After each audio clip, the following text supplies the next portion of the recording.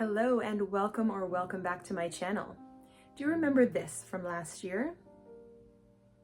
This was last year's Christmas project.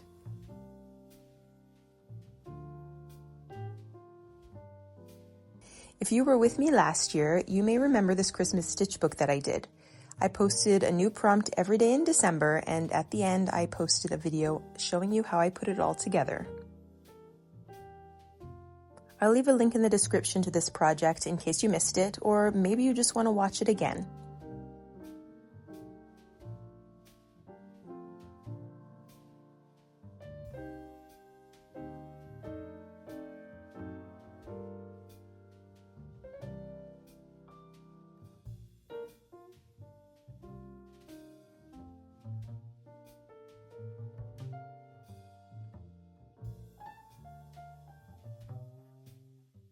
I wasn't sure if I'd be able to finish a project for this year, but if you're seeing this video, that means I managed to get it done.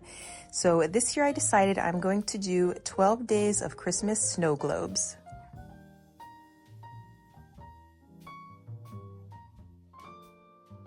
I started by cutting some squares of muslin fabric. These are 6 inches wide by 5 inches tall, with a 1-inch section marked off on the side, and we won't be stitching in that section. Eventually I'm going to sew all around the edges to join 2 pages together.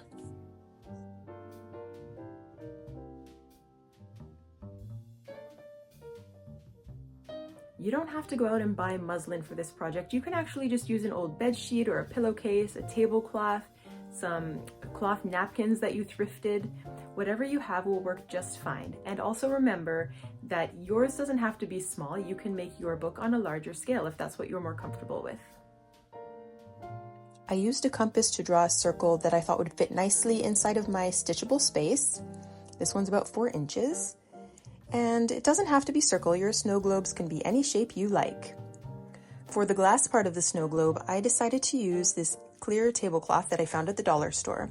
You can use sandwich bags, but they're not as thick, and I didn't think they'd be as durable. I thought they might rip a little bit easier, so that's why I chose to go with this tablecloth instead.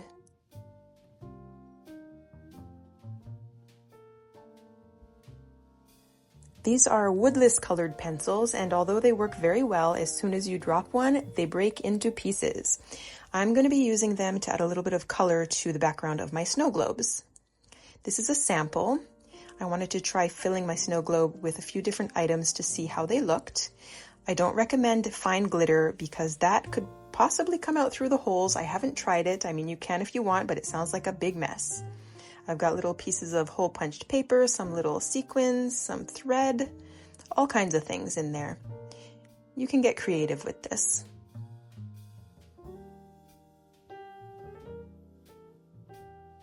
This is a bag of snow that I picked up at the dollar store. It came with little snowflakes inside.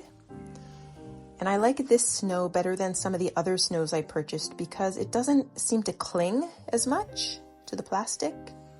So really just experiment with the things that you're going to be putting into your snow globe to see how they work.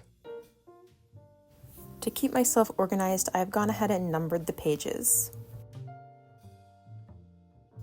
This is what a top and bottom page will look like. On the top page, I've marked the 1 inch on the left, and on the bottom page, I marked it on the right. So once we join these 2 pages together, that blocked off space will be on the same side, and we will use that space to join all the pages together. I do hope you'll join me for this 12 Days of Christmas Snow Globe project. And if you do, don't forget to tag me on Instagram because I would love to see your version of these prompts.